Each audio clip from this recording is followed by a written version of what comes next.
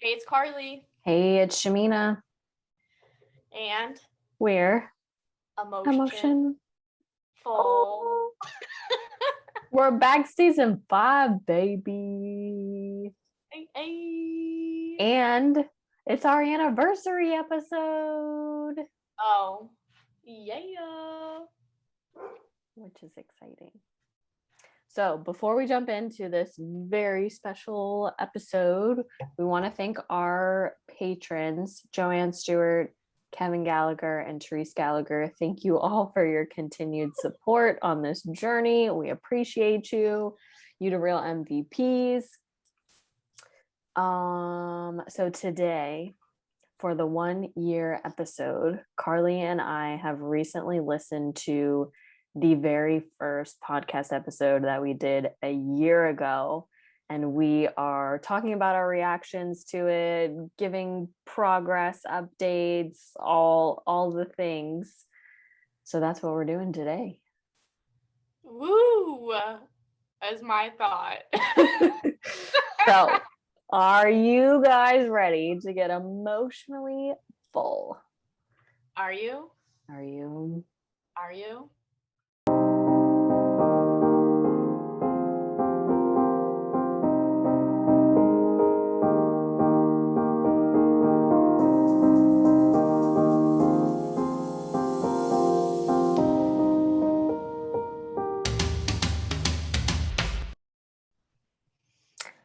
Okay. Okay. So, do you want to dive in? All right. These are my initial thoughts listening to the podcast. One, Karlie's nervous as shit because she just keeps talking and talking and talking and talking. Two, anytime that I talk, which was very limited in the first episode, you're like, like, bitch, shut up and let me speak.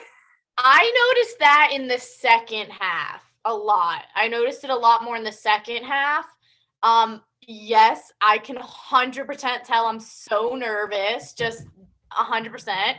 But I like our banter back and forth. I do think I was talking a lot, but I was like, Shamina does put, comments in here, but I think with Zoom, it's hard to have this banter because if you start talking over me, it like mutes me, I think, right? Well, when we first recorded that episode, we weren't even using Zoom. We were in person and we were using the Anchor app.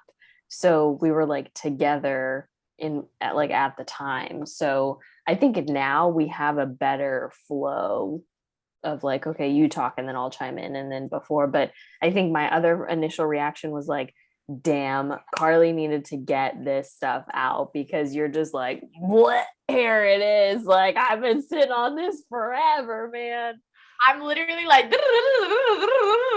and you'll say something and I'm like, and yeah, and I just listen to it and I'm like, oh my God. Like, I was like cringing a little because I could tell, like, with my voice how nervous I was. Yeah, I was just like, oi, oi.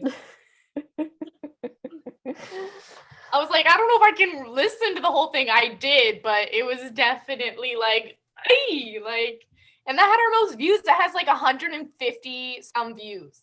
Yeah. Or listens. Yep. It's crazy. What were your initial thoughts and reactions as you were re-listening to it? So my initial was like cringy, like, like. But yeah, I agree with you. I could definitely notice I was very nervous. And it's funny because when I listened to it, like yesterday, I was like, I didn't even like say anything about my ex really. But at that time, I was like, oh my God, what if he hears this? There was one point where I would like to get back to that of like, we were like, saying what our goal was for the podcast of like interviewing our friends, and I'm like, we haven't interviewed anyone in a while. I think that's why. But then there was another part where we were talking about like the different types of emotions and everything, and I was like, I don't know if it's because I'm like, they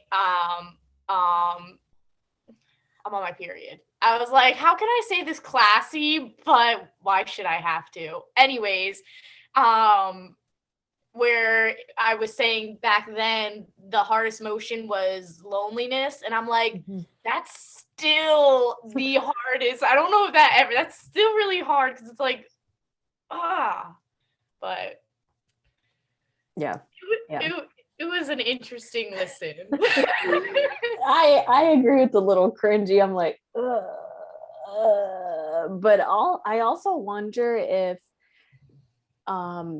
that initial, like, oh my God, I went in, like, what if my ex hears this, yada, yada, yada, that thought process is because you didn't talk about like what was actually happening in the relationship. Like, you would tell us as in like your support system, like, oh, we got into this fight, or like this was going on, yada, yada, yada. But I think the whole puzzle piece didn't come together until like after the breakup of like, I let this slide, or this boundary didn't happen, or this was like potentially emotionally abusive kind of thing. And so I wonder if you felt like you went in because you never really let yourself like identify what was happening or even talk about it in that way. So it's like, oh my God, this is so much. But I'm thinking when I'm listening, I'm like, I'm sure we all saw it at the time, but I'm like, my God, like, how did you not see any of it, and it really just shows like how blind, how you were talking about like the whole love is blind, and that was the quote that you were using,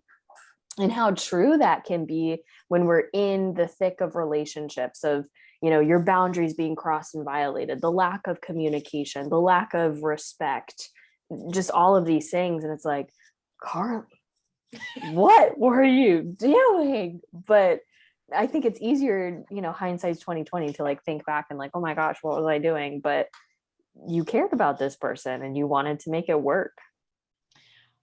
Yeah, so I think the love is blind thing, I think at the time I knew everything that was happening, like I was aware of it, but I was making excuses for it and telling myself like, oh, it'll get better, he doesn't mean to do this, and he does this because this happened to him. Oh, yeah. And then there was another denial. Yeah, I would say. And then I was thinking about one other part of the podcast where I kept saying like, I'm mad at myself that I allowed this for so long. I know that was something I was saying a lot. And I think like sometimes I still feel that way, but I don't think it's like, but yeah, like, it's like the love is blind during it. And then afterwards, when it hits you like a brick. And I'm like, what the hell was I thinking? And I think, like you said, that's probably like, and I think also you mentioned, I feel like I was probably like, oh my God, what if he hears this? Because I don't think that I had actually verbally said it out loud. And so for like a sense, I feel like me doing all that was like validating myself of like, that stuff's not normal, And I don't know if he listens. Would that be crazy? I think that would just be, I was thinking about that too. I was like, there's no way that like nobody never like told him, or like he never found out. He knows. Maybe. Oh, he knows I have a podcast. I asked him, obviously, back when we were still communicating, if he had like listened or something. He was like, no. And I don't know, man. You know me, I'm a really curious person. So like, and I've told you recently, like, there have been times where I'm just like super curious what's happening with him. Like, what's he doing with his life? Does he have a job? Is he with someone? Is it serious? Like, just like little things. And I don't know, maybe he's one of our religious listeners and listens every week. If so, hey. Thank you. You are the inspiration. Shout out to the ex. Awkward. Oh, that would. Okay, I don't know. This is now. Welcome to my life. Right? But yeah, no. Yeah. I think like you said also, like, I was so nervous. Like you could tell my voice was like high pitched and me like you were like shaky too. Like I couldn't even see it because we didn't record like video, but I'm thinking like I'm like this she is shaking while we're talking. 100%. 100, you could tell. Yeah. It was really, really, really interesting listening to it, to say the least. We've grown a lot. We have, and that was something I thought of as well, as like, wow, like look at like our relationship and what we've turned this podcast into in a year. And just even again, like our flow, our setup, because I think I told you that first like that first you're like, hey, it's Karlie and Shamina and we're emotional flow. You're like, all right, let's get into it. Like you're just ready. And now it's like, okay, thanks to our patrons, this is what we're talking about today. Like just our organizational structure is a little bit better than it was, but you're just like, I need to say this now. I need to get this off my chest now. Well, yeah, it was like a month and a half after, so I think I was really raw. bottled up, baby. I was ready. I always, like, I'm still surprised that it was in April, because literally in my head, I'm like, no, we recorded in March. And then, like, obviously I looked at it and I was like, no, it was April. But I was just like, I didn't know that. But yeah, I liked listening to it. I did. I don't know if I'll do it again, though. Like, it was cool, like, 1 year. Because, like, if I really reflect on it, we both have come a long way. And I think it's nice to look back on it and kind of see, because, man, I can't believe it's been a year. Like, and it's crazy because I don't know who I was talking to. I was talking to like a old high school friend that May 1st will be like the last of my firsts, Yeah.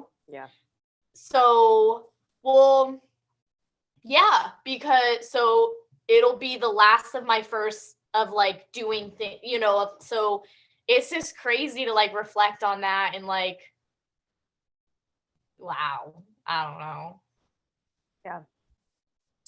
I think just everything that's happened in the past year, because I can remember again, like how hurt and how raw you had felt. And we talked about like progress and how, if you're not crying like 5 times a day, but maybe 2 times a day, like that's progress. And then now seeing like where you're at, it's like leaps and bounds. And, if you can take like this version of Karlie and talk to like this younger version of like, hey, like in a year from now, you're going to be here. You'd be like, no, I'm not. Like, that's not going to happen. But I think it really shows that when you're committed to growth and you're committed to healing, that change can occur. I mean, you're still processing, you're still trying to figure out, who you are at this phase of your life, but you are not the same person that you were a year ago in any facet.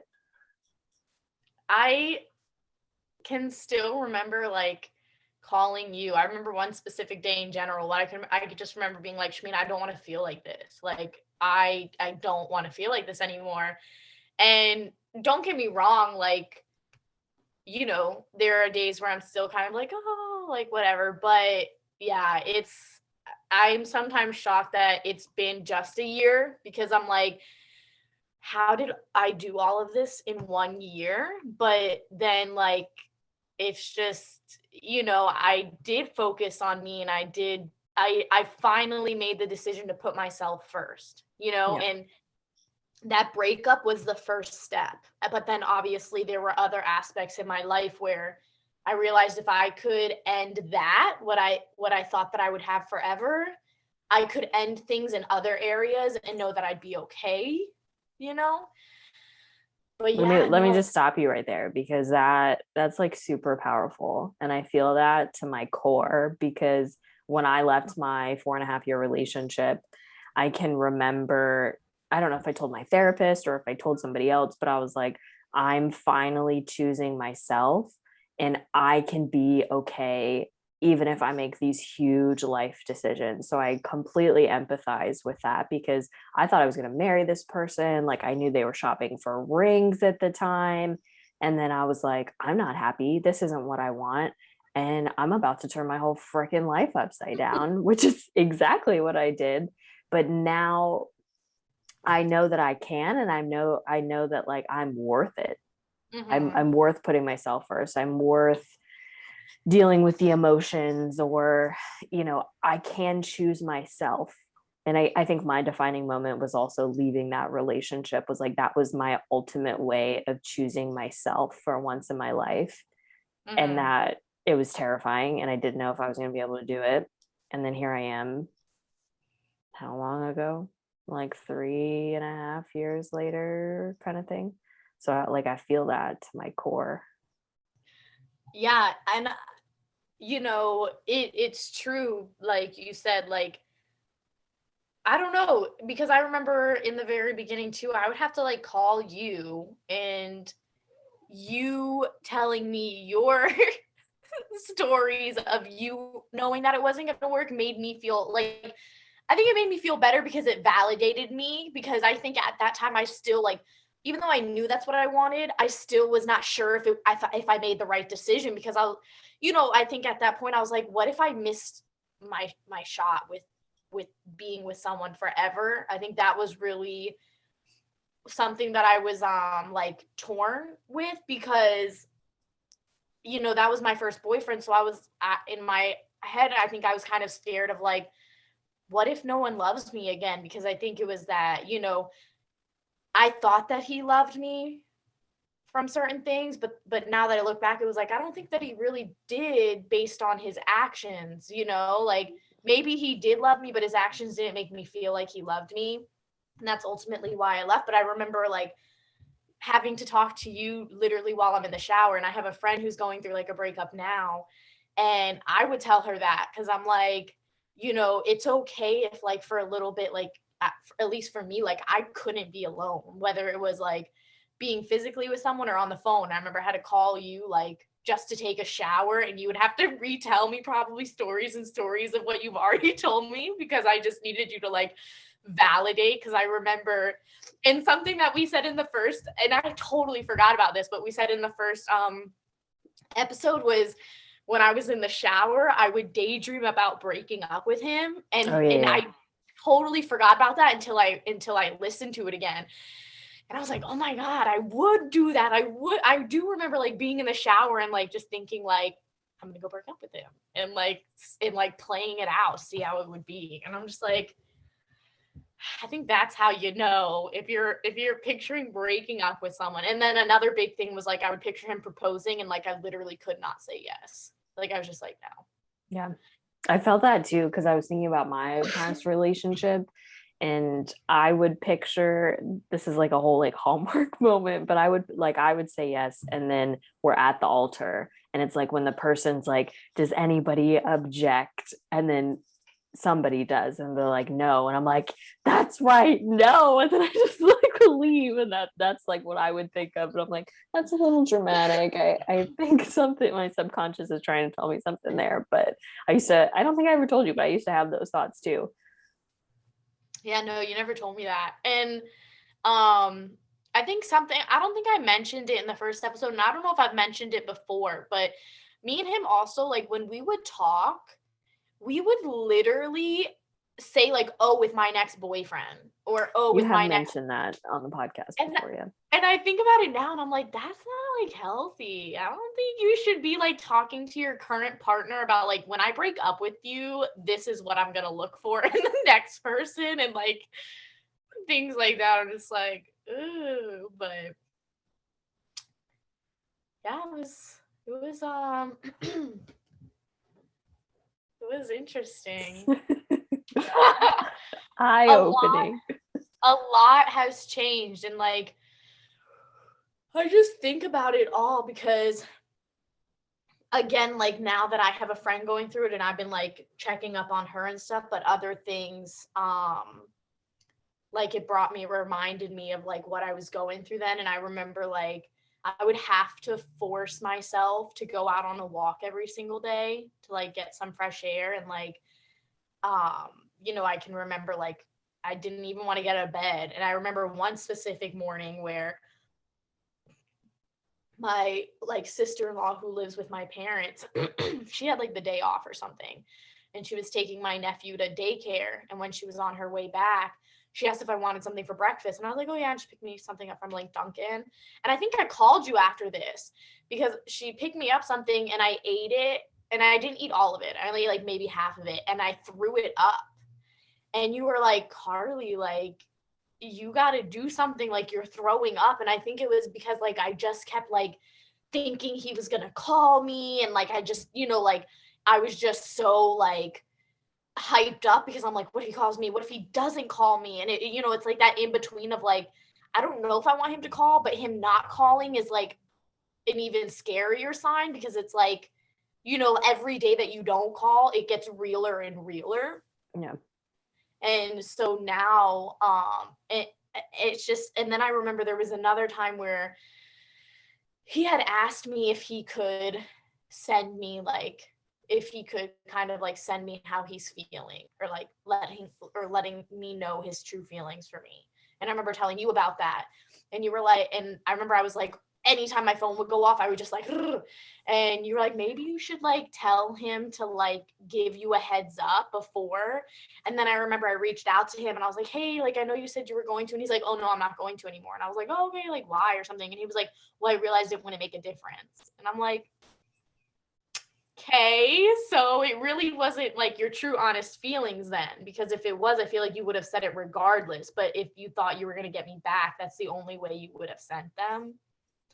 But yeah, no, it's weird because like again, May 1st is like going to be like the year, like the 1 year of everything. And so that will be like the 1 year of like us having no communication. And that I think is like crazy to me. Yeah. I remember that day so vividly. Was it the first that we went back? Or was it like a couple days after? I think it was the first. I'm pretty sure it was the first because he ended up getting out a couple days early, like a day or two. And so me and you had went, and then we went to Target. And then we went to the house first and then we went to Target. And then when we got back to the house, I found like all of these things that he had left. No, we did that first. You like went through room by room and you're like, this is here, this is it. We went out so he could come get his stuff, and then he couldn't find the key. So you had to drop me off. We went to Target the night I got there. We went to Target the night we got there because then we got ice cream. Oh, yeah. And then I had to do some other stuff the next day. I don't remember what, but I had to do some other stuff the next day. But that night is when we went through everything. And you know what's funny is like, even after me and you going through everything, I still found stuff. But I ended up just like throwing it out or like putting it in a box and like, Have you looked at your box? Because I know that you like put things, like stuff that he's given you or whatever. And no, but I'll sometimes see because like there was a blanket and like I think because I'm a sentimental person, I feel bad. And so there was a blanket that one of his, like, when he was in college, he said he had pledged for a fraternity or something. And so it was a co-ed fraternity, and one of his bigs, who he's still friends with, who is one of the reasons why, but she had gotten him a blanket. And he had that blanket and he left it. So I still have it, but it's in like, my storage area. But I haven't gotten myself to like give it up or throw it out because like I'm sentimental. Granted, also if you were really that sentimental or you cared that much, you probably would have made sure you grabbed it. But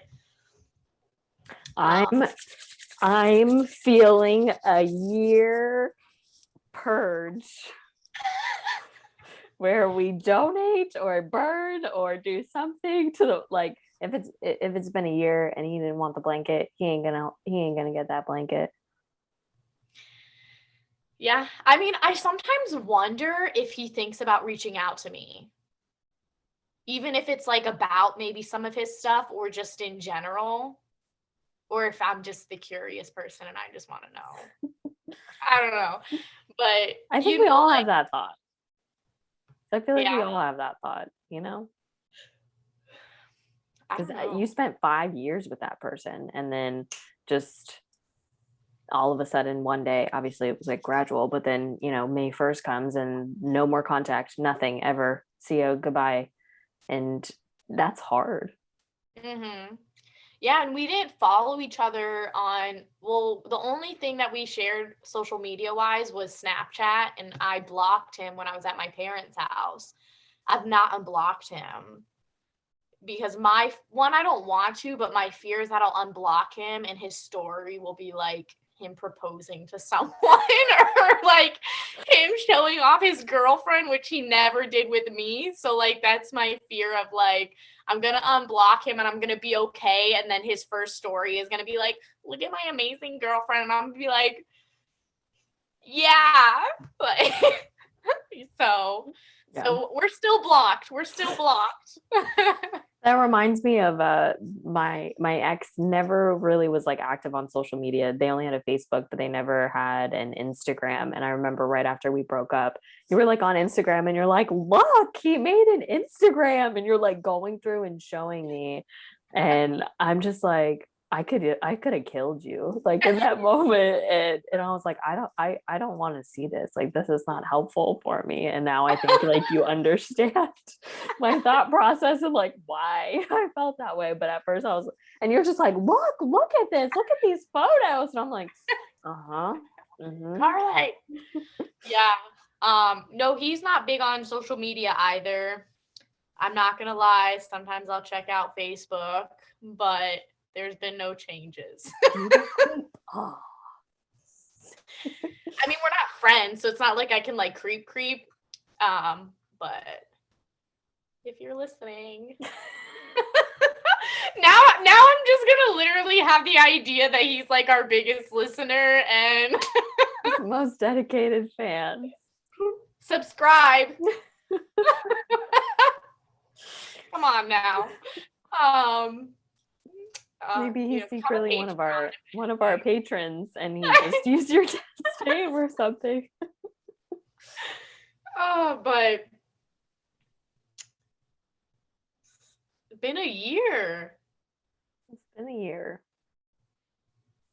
It's crazy. Life seems so different. Sometimes I literally have to think that that was part of my life.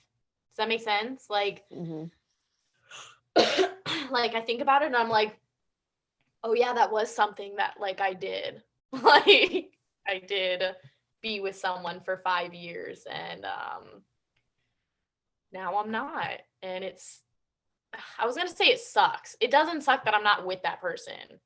It's just like dating nowadays sucks.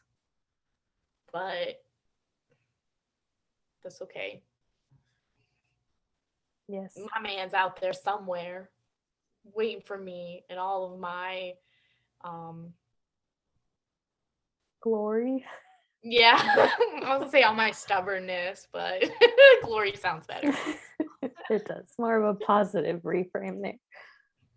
Yeah, I my one friend, I'll always tell her like my dating stories, and it's funny because I feel like I've always been this passionate of a person, but maybe not. I don't know. But I'll go in on dudes, especially like certain topics. I think a big one for me is children. So I feel like this is gonna come off way more intense than I genuinely mean to, but I personally feel like at the end of the day, it's the woman's sole decision on if she wants to have kids or not. Like, don't get me wrong. I think, like, if you're with someone, you should have that discussion together. But also, I feel like, I'll just explain it for me. So for me, I don't know if I want kids. but I also know that anybody I get into a relationship with, they're going to know that going into it with me, you know? Yeah. So like there could be a potential where I'm just like, I don't want kids. And I feel like the man, and again, you should voice it in the beginning because it really is not fair if you do say you want kids and then all of a sudden you don't. So I understand that. But I feel like if I'm like, hey, I don't want kids, that's that, you know, because at the end of the day, like I'm the one that has to deal with all the hormonal body changes. I freaking have to grow a human being inside of me. I have to push this human being outside of me. Like, and then you deal with all of the aftermath. And that's a big deal. Anyways, I get into all of this because some dude was like, oh, I feel so old. I was like, we're not old, you know, like I'm not old. Do not tell me that I'm old. Right? I am in my prime. Thank you very much. Yes, like we are not old, and it frustrates me when people think like 30 is old. That's not old. That's not old. Yeah. But society makes us feel like that's old and we should have our life together. Whatever. That's a whole nother rant. So he was like, oh, I'm old. And I was like, we're not old, whatever. And he was like, oh, I just thought, you know, like by now I'd have my kids. And so it got into the topic of kids. And I was like, oh, I'm not really worried about that. I don't know if I want to have kids. And he's like, why? Why don't you want to have kids or something like that? And I'm like, because there's a lot of factors that go into wanting. And then he was like, that's just life. I think you just like, you know, and I'm like, it doesn't have to be my life though. Like, and he was just like, and then I was saying like, you know, there's this concern. And he's like, yeah, but like, think about it. Back in the day, they had all those concerns and they made it. So like, why worry about that? Like, and I'm like, what? Like in my head, I'm like, that literally doesn't make sense to me. Like, so just because they dealt with it back in the day means that I should have to deal with it? No. And then he's like, he said something like half those concerns is not even really a possibility, like less than 50%. I'm like, really? Because postpartum, any form, you typically 50 to 75% women experience it. So, really? Like, and so that's when I went in on him of like, yeah, like at the end of and then he was like, oh, and then he got me because he was like, well, because I said something like, you know, it's like the woman that has to go through it. And he's like, the man goes through it just as much because we have to be there during it. I was like, baby, you better back up because you and I said something like not to be rude, but the asking a man to be there and supportive is the least he can do when this woman is growing a freaking human being inside of her and is going to push it out. You're not the same. We are not the same. Okay. So you're not going through it just as much as I am until you can grow a human being and birth it and push it out. Then let's talk. But I was just like, he's on that level of like, I'm going to tell my wife how many kids we're going to have. And that's how many kids we're going to have. Not me. Not me. I think that you have grown into your values, which is where the passion comes from. Because when we were younger, this like wasn't a thing. Well, it wasn't like as big of a, not an issue because it's not an issue, but we didn't think about this stuff. It was like, let me graduate, let me get through college. How do I like survive this time in my life? How can I have fun? Not, you know, or we would joke that you're going to have like so many kids that you have your own television show that pays for them. That was like the extent of like children or future family talk that we would really have. But I think through this relationship that you've had, you've identified the values that are really, really important to you. And so now you are very passionate, or you defend them to other people who may like challenge or trying to kind of undermine them. So I think the fire has probably always been there, but now you're channeling it into yourself instead of, you know, going out and like partying or whatever young Karlie would do. I know. Well, it's funny because one, yeah, when I was younger, I thought I wanted a lot of children. But I think that that's changed because as I've gotten older, the realities, like you said, of pregnancy are like, whoa. And I'm also like, I kind of enjoy my life now. And bringing a child into that is going to, like you said, uproot or totally turn whatever that saying was that you said. Turn your life upside down. Turn my life upside down. Literally 180. But then the other thing I was gonna say was, and I don't know if I'm sure I've told you this, that about like 2-ish, 3 years into my relationship with him, I was getting ready to go into grad school, I think. I had told him I wanted a kid within a year. I remember.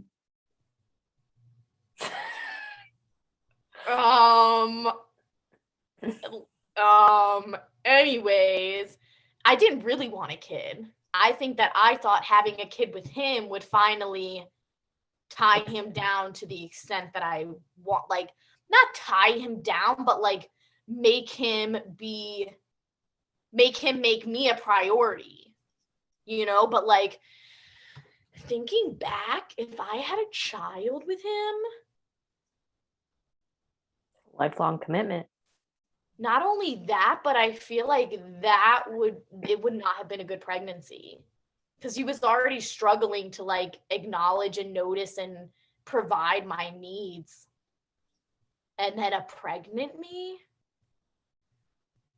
we wouldn't have made it together through the whole pregnancy, or he wouldn't have made it out alive. I feel so sorry for your future husband. Run. If you ever watch this, run. Get out now. Put the ring back.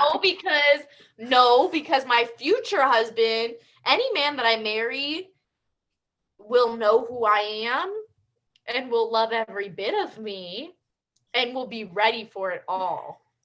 He'll be ready. And I know that he'll be supportive, so my concern won't be we're not going to make it through this, because I already know you can support me. If you out there, baby, I'll be good, I promise. She's working on herself for you, future husband. Working on herself to meet you. I'm looking for you. No, I just think that it would not have been good because of the way our relationship already was. It was like non-existent. Except for the fact that I said we were together. I don't know if he did. To this day, I don't know if he ever acknowledged the significance of our relationship and the fact that we were together. Like, maybe to his dad he did, because that was kind of hard to like ignore. But like, to this day, I'm still very curious how he acknowledged me when he would be hanging out with his friends that he never let me meet. Like, again, like with his dad, I know, with his one best friend, I know, obviously, because Blue yawned and I thought someone was in my room. And I was like, who is in here? That was really creepy. It was like, I told you if I saw somebody, like, you need to stop, drop, and roll. Like, oh my God. I was just like focused on my story, and then I heard her, and I was like, who is in my room? Enough. Anyways, yeah, so I don't even know like if he acknowledged our relationship to like people who didn't know me or we didn't hang, like, and the reason why I say that is because, again, obviously I wasn't very strong in our not strong, I wasn't very confident in him, in our relationship, in that sense. So like a part of me really thinks that like to those people, especially the girls that I never introduced, I really think that I was just a friend. I don't know, but I wouldn't be surprised if they had no idea how significant our relationship was. That, I think obviously when we moved in together, they had to have known that. But even then, I'm like, I don't know. well, I mean, he moved in with his ex. Yeah. So maybe I was just a friend that he was living with. What? She's like crying and looking at me. I don't know what she wants. Oh, my Karlie's not ready for kids. Yeah. Like, I don't know. All right. So it's been a year since we released the first podcast podcast episode.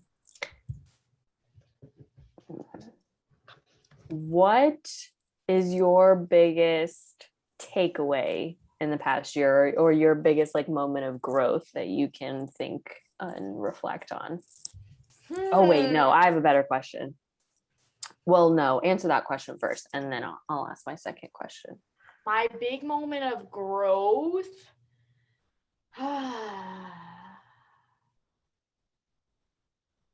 Man, can I have a couple? Sure. So one that I wasn't wanting, I think, was when I went to a friend's wedding, because I was still living with my parents, but that was the first time that I had to like go somewhere. And I think like pushing myself to do that definitely was a piece of growth that I didn't want, that wasn't ready for. And then another one was moving back here. And then the other one I think was getting a job. Yeah. Okay. Second question. What would you tell the version of yourself a year ago? What did she need to hear from you? I'm going all therapist on your ass right now. Like if this version of you could go back in time and tell a year ago Karlie something, what would you tell her? What would she need to know? That life ends up good, I think, like, because it's funny you asked that, because I was just telling one of my friends, I went to a wedding. I went to a wedding a few weekends ago, and there was a moment, like, and this isn't the first time I've noticed, I have little moments where I'm just like, life is good, and I think back to when the year ago, and I remember being like, I'm never going to feel better. And so I think now I have these little moments, and I just smile to myself sometimes and like think about it internally. I never really say anything out loud. And I think to me, I'm like, those are the things that I wish, if I could go back, maybe not even saying anything, but showing like, this is what your life's going to be, because it's like small moments, but it's the small moments that mean a lot. And so like at this wedding, it was at the end, it was like the groom, it was like one of their final dances, and it was a song, I never sing it well, but it's like, it's gonna be a good life, a good life, and everyone around was just dancing, and it was just like a carefree, like, it is gonna be a good life, so I think that was like a good moment. Yeah, that you'll be okay. Yeah, that, because, well, yes, but I feel like I told myself that then too. You know what I mean? But it's like when you're in the moment, you don't believe it. Like, and then another one, like, as cliche as it is time heals, So, but also healing is not linear, because I still will have some hard days.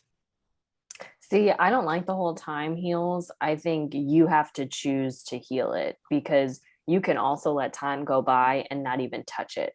And, you just kind of get more detached, or you avoid it, but you chose to heal.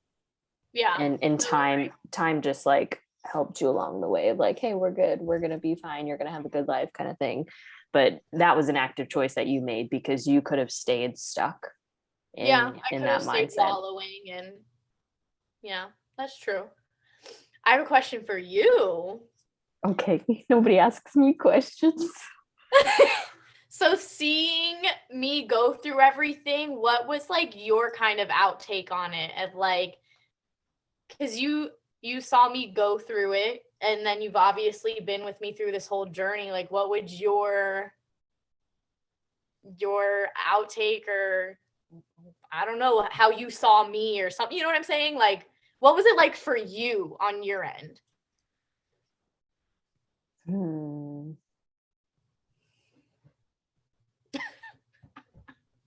I gotta think. This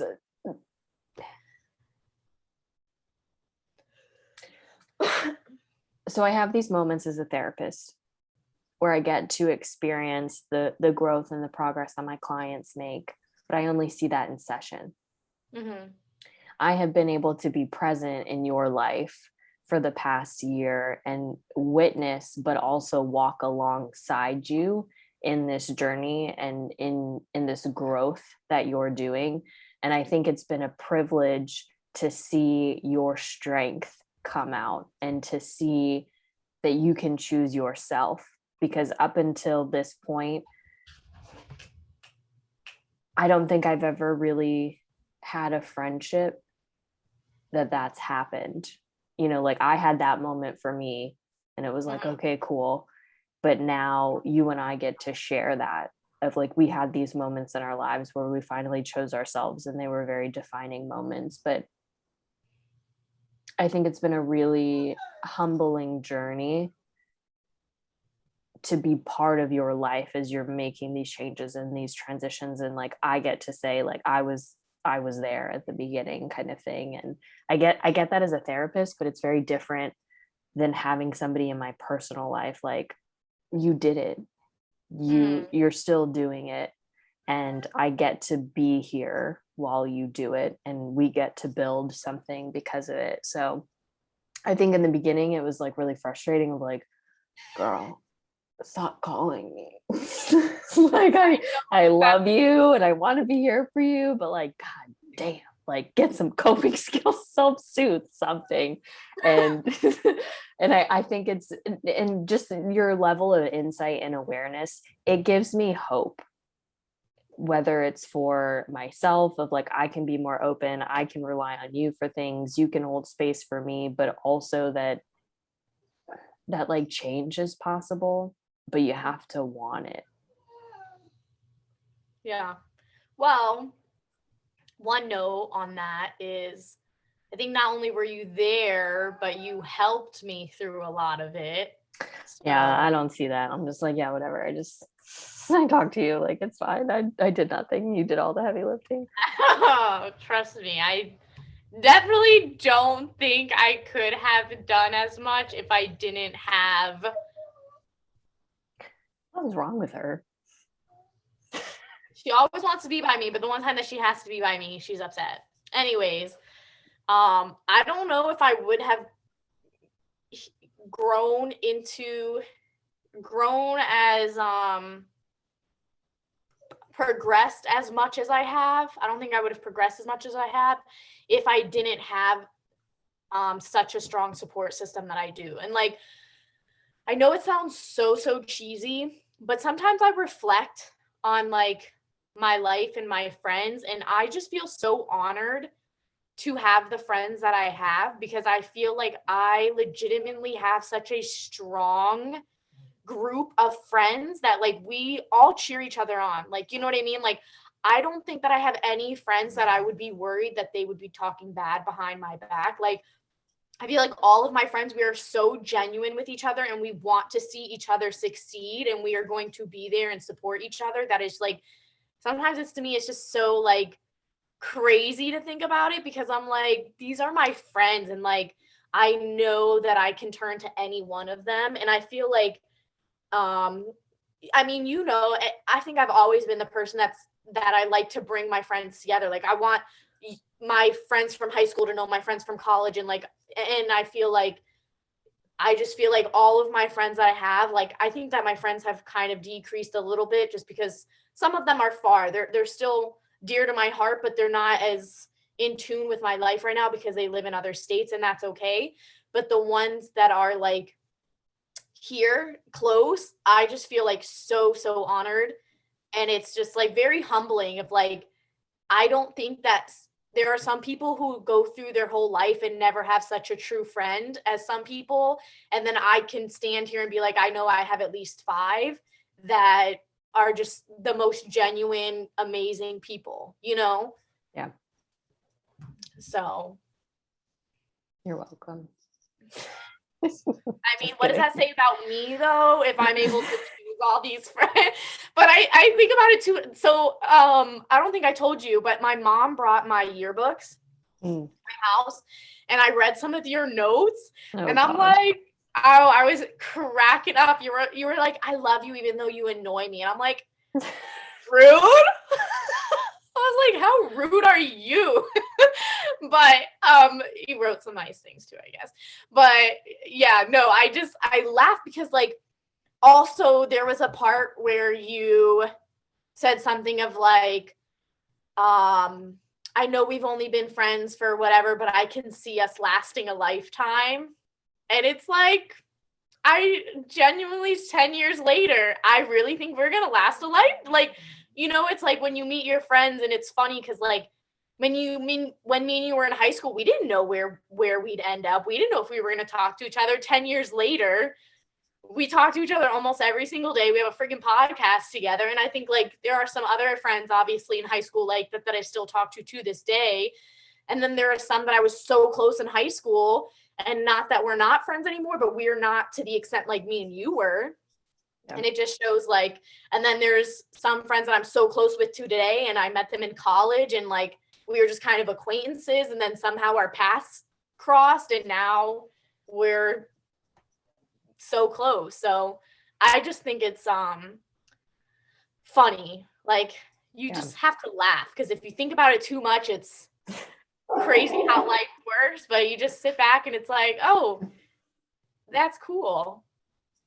And I remember, because you're a year ahead of me, so you left me and I still had a year of high school left, and I was so distraught when that happened, because I was part of your class. And then when you left, I remember, because the seniors leave earlier than the underclassmen, you left. And then like the next day I had to go to school, and I went to the lunchroom, and I was like in the cafeteria, and I like my heart just sank, and I was like, I don't have anybody anymore. And like I had to make new friends, or like go like, hey, we've talked a couple of times. Is it cool if I sit with you guys? Because like my school family like just left. And and then, you know, we went to different colleges, and I remember we all the time, like on Facebook memories, it's like, I hope that we stay friends. And, you know, you're always like, we're going to stay friends. Like it'll be fine. And I'm like, we're going to different schools, and who knows if we'll ever talk again, and this and that. And I think that even brings up, like, going back to your question of like, what was this process like for you? I think watching you go through this breakup has shown me what true friendship can look like. Whether it's like you and I supporting each other, whether it's like, hey, I can lift you up, or I'm gonna go to your house and I'm gonna give your ex-boyfriend the key because he can't find a key in the mulch, and like I got you, and you know, I'm gonna be there for these life transitions. And I think it just showed me that we're family, and like this is what it means to have like family of choice when you get older. And I think that's something that I've always wanted, is like, I want to be part of these people's lives. I want to be part of their milestones. And, you know, all of my friends are like really spread out, and it's like few and far between that I get to see them, because everybody's freaking like 2 hours away or in another state. So the fact that you and I can maintain this friendship, even long distance, or how close that we can still be. And I remember telling my therapist all the time, I'm like, Karlie has showed me what a true friendship looks like. And I think it's only solidified that it's actually possible to have that. And this is a really healthy relationship. So. Aww. Stop it. Did I make you cry yet? If it was a year ago, I would have been bawling my eyeballs out.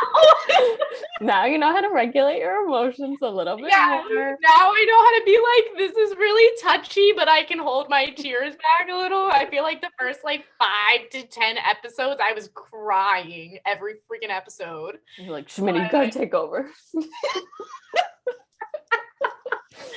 remember like, why did I have to tell you that? I'm out here like, and you're just like, and I'm like, you need to talk. You're like, so it's because it's the therapist in me that's like, okay, emotion, we be quiet, let them reflect. Like, I don't need to speak. And I'm like, oh, please say something. Please say something. I'm like, I'm good with the silence and the crying. We're fine. Yeah. It's funny because I feel like I only have long-term friendships. Like, I know that sounds silly, but like I'm thinking about it and I'm like, all of my friends now are either from high school or college, and I don't have no new friends. Like, well, no, she's from grad school. Yeah. So, yeah, no new friends over here. You're But strengthening the bonds that you had. Blue's my newest friend. Yes, she is. She's your baby. Before we end this, because I know we've been going a while, I just want to note, Blue headbutted me today, and I'm pretty sure I'm gonna have a welt over here, like right here.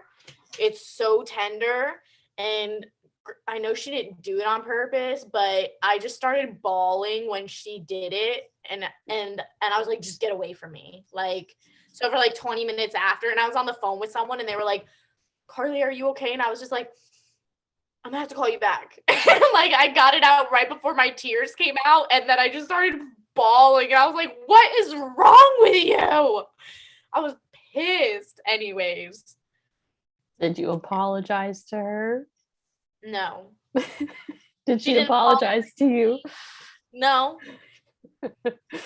Well, I hope you two cuddle and make up during your morning snuggles. We did have a good snuggle sesh this morning. All right, our emotion-full fans, are you guys feeling full? Are you? Are you? What is that? A donut? A donut stress. I like that.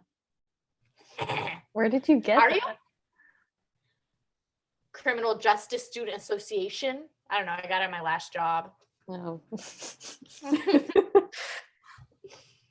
We want to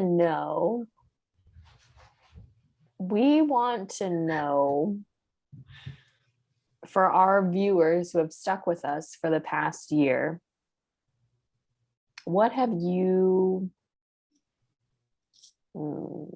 noticed about our journey? Or what stands out to you about this journey? Like, you have followed us for a whole year, which is dedication, by the way. So thank you to all of our fans and viewers who have stuck by us for the past year. But side note, this is my hair length now, y'all. I know. Wasn't it in April when we chopped our hair off? Yes, the very end of April. Karlie knows the date, the time, the seconds, the milliseconds. But let us know what has it been like for you guys? How about this? What has it been like for you guys to go along on this journey with us? And tell us, because we like to know. So follow us on the gram or comment in the DMs, Emotionful Pod. Like us on Facebook, Emotionful Podcast. Subscribe to the tube below. And Karlie and I can't thank you all enough. You know, obviously we did this for ourselves, but to normalize these emotions, to talk about this stuff, to put it out there in a bigger platform. And we're really excited for this new season to kind of get back of like, let's interview our friends. Let's talk about these bigger emotions that are happening a year later, and just reflecting on how much changes in a year. Mm-hmm. Yeah, and I would highly recommend, even if you don't think you're going through something right now, kind of record in any way that you can, whether it's journaling, because I promise you a year later, you're going to be like, what? Like, it's just very, a year seems so far away, and then it doesn't, and then it does, if that makes any sense. And so, yeah, I just recommend, like, maybe even if you're feeling kind of like in a rut, and you're just like, nothing is changing, do like a daily journal, 5 minutes or anything, because I will say there's a couple things on the first episode that we talk about, and I'm like, I don't even know who I was mentioning. I don't even know what I was referring to when I say like, oh, my friend going through. So I don't know who that was. So, it may seem, sometimes we get in those phases where it's like, I'm doing the same thing over and over, but just, journal or just take a picture of yourself every single day. I guarantee you'll notice some differences. Yeah. So thank you for coming along with us on this journey. I was just thinking about this of like, we get to share our friendship with other people. And I think that's a really nice gift that we can give to others. Yeah, because this is all genuine. The real deal. Mm-hmm. Faux life. 10 plus years. 10 plus. It's been longer than it's been crazy. Oh my gosh. All right, let's stop talking about years. Okay, see you guys next week. Bye. Bye.